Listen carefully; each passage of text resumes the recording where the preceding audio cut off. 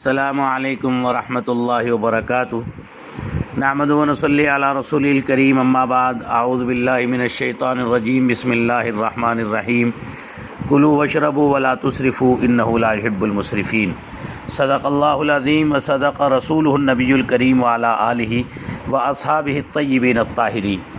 عزیزان گرامی، اسلام اور مذہب اسلام کی تعلیمات، عبادات ہوں یا معاملات، ہر کام میں درمیانہ روی مذہب اسلام کا ایک امتیازی وصف ہے جس کا اعتراف اغیار کو بھی ہے۔ اس لیے جو شخص بھی اسلام کی ان خصوصیات کو اپنا کر زندگی گزارتا ہے وہ بہتر مالی حالات کے ساتھ ذہنی اور جسمانی طور پر بھی مالا مال رہتا ہے۔ عزیزو، آج کے زمانے میں مسلمان شاید اسراف اور فضول خرچی کے معاملے میں بہت آگے نکل چکے ہیں، لیکن کووڈ-19 کی مہلک وبا، پوری دنیا میں لاک ڈاؤن اور ہر طرح کے کاروباری سرگرمیاں بند ہو جانے پر عالمی سطح پر جو معاشی ابتری پھیلی ہے، اس سے بھی یہی سبق ملتا ہے کہ مذہب اسلام کے امتیازی اعتدال پر اگر قائم رہا جائے تو مشکل ترین حالات میں بھی معاشی تنگی زیادہ پریشان کن ثابت نہیں ہوگی۔ عزیزان گرامی، جب احادیث رسول اللہ صلی اللہ تعالیٰ علیہ وسلم کے بحر زخار میں ہم غوطہ زنی کرتے ہیں، اللہ اکبر، خود نبی پاک علیہ الصلاۃ والسلام نے فرمایا، کھاؤ، پیو، پہنو، خیرات کرو، لیکن اس اوڑھنے میں، پہننے میں، کھانے پینے میں اسراف اور تکبر نہ کرو۔ اسی طرح سے حضرت سیدنا انس رضی اللہ تعالیٰ عنہ سے مروی ہے کہ ایک شخص بارگاہ رسالت میں حاضر ہوا اور عرض کیا، یا رسول اللہ، میرے پاس دولت کی کثرت ہے اور بال بچوں کے علاوہ عزیز و اقارب بھی بڑی تعداد میں ہیں، اس لیے مجھے ہدایت فرمائیں کہ اپنا مال کس طرح خرچ کروں۔ تو جناب رسول اللہ صلی اللہ علیہ وسلم نے فرمایا، اپنے مال کی زکوٰۃ ادا کرو، وہ تیرے لیے پاکیزگی کا باعث ہوگی، اور اپنے اہل و عیال پر خرچ کرنے کے علاوہ اپنے ہمسایوں، مسکینوں اور غریب ضرورت مندوں کا خیال رکھو۔ اس کے علاوہ مسافروں اور غریب قرابت داروں کو مدد کرو اور فضول خرچی سے اجتناب کر اپنے آپ کو بچا۔ انہوں نے کہا، اسلام میں فضول خرچی سے بچنے اور ضرورت مندوں کی مدد کرنے کی کس قدر تاکید ہے، اس کا اندازہ حضور پاک علیہ الصلاۃ والسلام کے مذکورہ ارشاد سے بخوبی لگایا جا سکتا ہے۔ ناظرین اور سامعین کرام، اسلام میں اسراف، بیجا اور کنجوسی دونوں ناپسندیدہ عمل ہیں۔ میں کہتا ہوں کہ کووڈ-19 کی مہلک وبا اور لاک ڈاؤن کے سبب پوری دنیا اس وقت کساد بازاری یعنی معاشی تنگی کا شکار ہو چکی ہے اور عالمی معاشی اور تجارتی منڈیاں ویران پڑی ہوئی ہیں۔ لاک ڈاؤن 4 کا 18 مئی سے آغاز ہو رہا ہے۔ یہ اطلاعات آ رہی ہیں کہ لاک ڈاؤن 4 کے دوران نرم روی اختیار کی جائے گی اور بازاروں کو کھولے جانے کی اجازت کے ساتھ عوام کو طے شدہ وقت میں شاپنگ کرنے کی چھوٹ دی جائے گی۔ عزیزو، انتہائی دل کے گہرے درد کے ساتھ یہ بات کہہ رہا ہوں اور یہ اپیل کر رہا ہوں اس مبارک چینل کے حوالے سے کہ آنے والے وقت میں مالی حالات بہت زیادہ خراب ہونے والے ہیں۔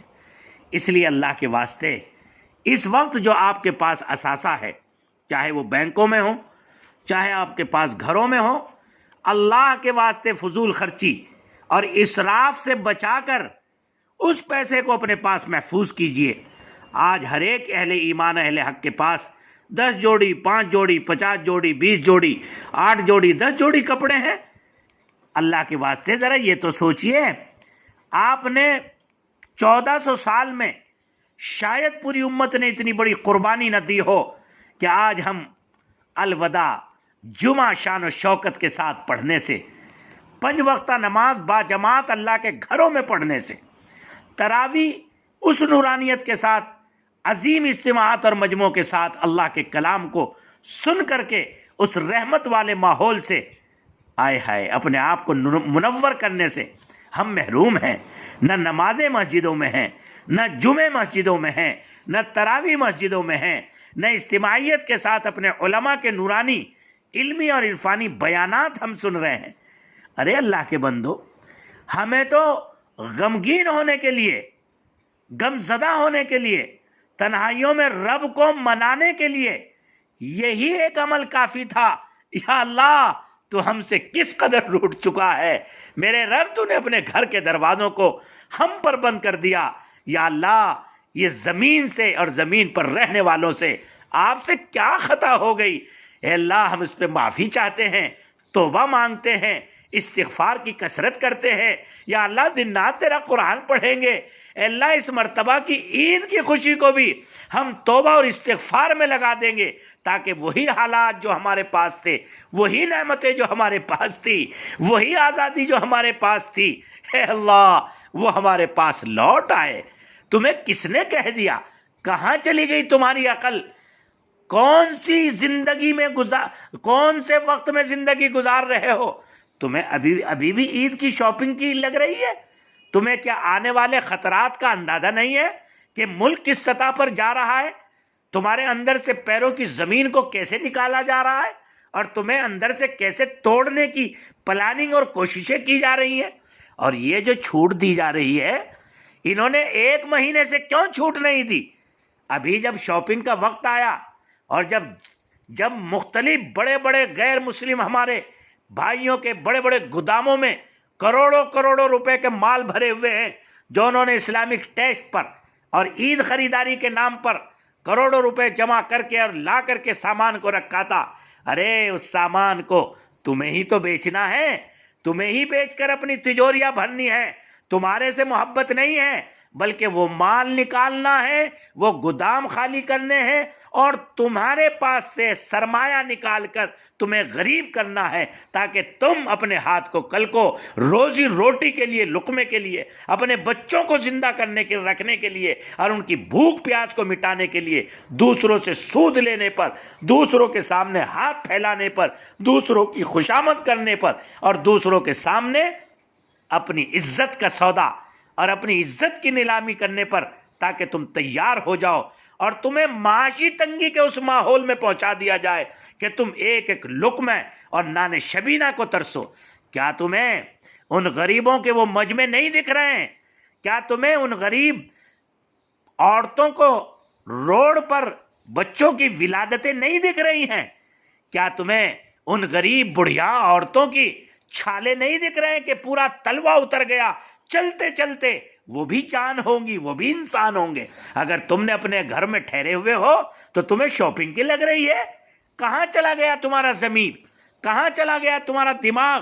کیا وہ لاکھوں مزدور جو بیچارے پانی سے ترس رہے ہیں، لقمے سے ترس رہے ہیں، اور گاڑیاں انہیں کچل رہی ہیں، ٹرک انہیں کچل رہے ہیں، ماں باپ چلے گئے، بچہ ماں مری ہوئی ماں کے پاس بیٹھ کر کے کر رہا ہے؟ اللہ کے بندو، میری ماں اور بہنوں، تمہاری غیرت کہاں چلی گئی؟ تمہاری مسجدیں بند، تمہارے اذانیں ان کے لیے کر رہی ہیں، تمہارے روزے بند، تمہاری جو ہے تراویح بند، اجتماعی طور سے علماء کے بیانات سننے کی برکت سے تم محروم ہو گئے، اور تمہیں پھر بھی عید کی خریداری؟ کس چیز پر خوشی منا رہے ہو؟ مسجدوں کے بند ہونے پر؟ کس چیز پر خریداری کرو گے؟ قرآن اجتماعی طور سے نہیں سنا گیا، اس کی خوشی میں کس چیز پر خریداری کرو گے؟ اجتماعی طور سے علماء کے بیان کی برکتوں سے اور شب قدر کی اجتماعی عبادتوں سے محروم ہونے کی خوشی میں وہ شاپنگ کرو گے؟ شرم کرو، شرم! باطل کی اسکیموں کو سمجھو، باطل کے غلط پروپیگنڈے کو سمجھو۔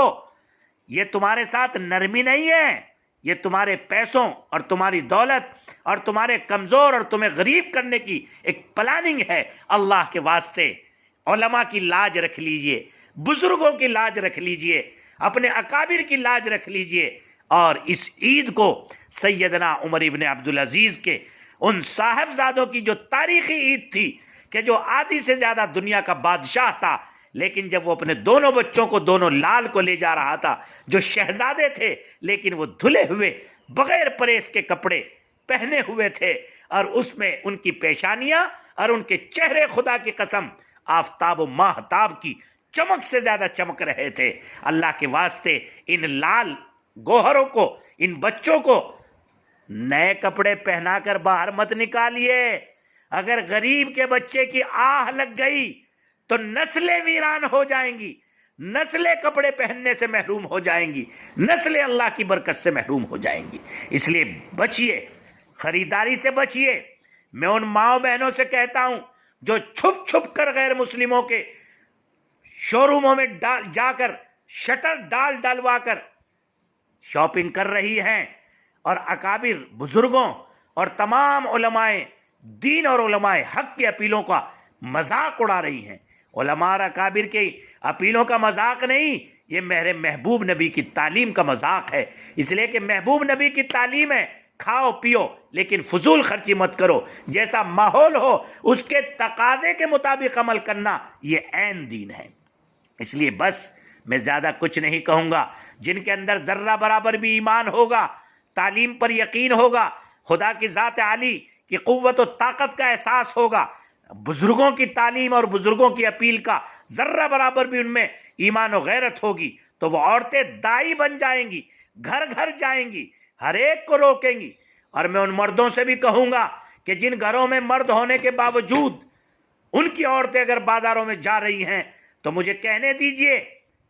میں ایک طالب علم ہوں، عالم ہوں، مجھے کہنے کا حق ہے.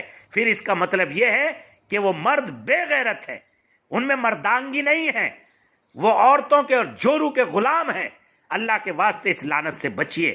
اور میرے ان اپیل کے الفاظ کو یاد رکھیے کہ آنے بازاروں کا رخ نہ کیجئے، بلکہ آنے والے مشکل حالات کے لیے پیسوں کو بچا کر اور سنبھال کر رکھیے تاکہ ممکنہ مشکل حالات میں مالی پریشانی سے بچا جا سکے. ابھی یہ مہینوں ختم ہونے والا نہیں ہے لاک ڈاؤن. انہوں نے کہا کہ میں کہتا ہوں کہ عید کی خوشی دراصل رمضان المبارک میں روزہ رکھنے کے علاوہ پنجگانہ نماز باجماعت، تراویح باجماعت، دیگر عبادات کرنے کے بعد اللہ کا شکر ادا کرنے کے لیے منائی جاتی ہے. لیکن اس مرتبہ لاک ڈاؤن کی وجہ سے ماہ سیام کے تمام معمولات اور رونقیں بند ہیں. اللہ کی بندیوں اور اللہ کے بندوں ذرا سوچو، جب روحانی ساری نعمتیں بند ہیں، رونقیں بند ہیں، تو تم کپڑے پہن کر کے کون سی رونق زندہ کر لو گے؟ اس لیے اللہ کے واسطے عید کی رقم سے غریبوں، فاقہ کشی پر مجبور طبقے کے افراد، غریب، بیماروں، بے سہارا اور انتہائی مفلوک الحال لوگوں کی مدد کر کے اللہ کی خوشنودی کو حاصل کیجئے. اور میں اخیر میں اپنے اس درد کے ساتھ اور اس دعا کے ساتھ اپنی بات ختم کرتا ہوں. امیدوں کے آگے ٹوٹ جانا اچھا نہیں لگتا، امیدوں کے آگے ٹوٹ جانا اچھا نہیں لگتا، کسی کے آگے ہاتھ پھیلانا اچھا نہیں لگتا. یا اللہ مجھے دینے والوں کی قطار میں ہی رکھنا، میرے مالک تیرے در کے سوا کہیں سر جھکانا اچھا نہیں لگتا. اللہ کے واسطے خریداری مت کیجئے، پیسہ بچائیے تاکہ آپ لینے والوں کی فہرست میں نہ رہیں بلکہ دینے والوں کی فہرست میں رہیں. اور یاد رکھیے ابھی اللہ ہم سے ناراض ہے، اس لیے میں کہتا ہوں کوئی دوا ابھی تک شافی نہیں ہوئی، شاید ابھی گناہ کی تلافی نہیں ہوئی، ابھی تک آسماں کا زور نہیں ٹوٹا، شاید ابھی زمین کی معافی نہیں ہوئی. میری مائر بہنوں اور عزیزوں، اس پیغام کو ہواؤں کی طرح عام کر دیجئے. ہر ہندوستانی اہل حق، اہل ایمان تک میرا یہ پیغام پہنچائے. اور میرا یہ آخری جملہ یاد رکھیے کہ اس مرتبہ جو نئے کپڑے باہر پہن کر نکلے گا وہ سب کی نگاہوں میں ملعون ہوگا، سب کی نگاہوں میں وہ مطعون ہوگا. اور جو پرانے کپڑے پہنے گا وہ قابل رشک ہوگا، ہر ایک آدمی اس کو عظمت اور عزت کی نگاہ سے دیکھے گا. اللہ کے واسطے ذلیل نہ ہوجئے اور اللہ کے بندوں کی نگاہ میں عزت حاصل کیجئے. بس میں اسی بات پر اپنی بات ختم کرتا ہوں اور اس اپیل کو زیادہ سے زیادہ میری پھیلائیے. وآخر دعوانا ان الحمدللہ رب العالمین. اور اس مبارک دعا کے ساتھ اللہ وہ دل دے جو تیرے عشق کا گھر ہو، دائمی رحمت کی تیری اس پہ نظر ہو، دل دے کہ تیرے عشق میں یہ حال ہو اس کا، محشر کا اگر شور ہو تو بھی نہ خبر ہو.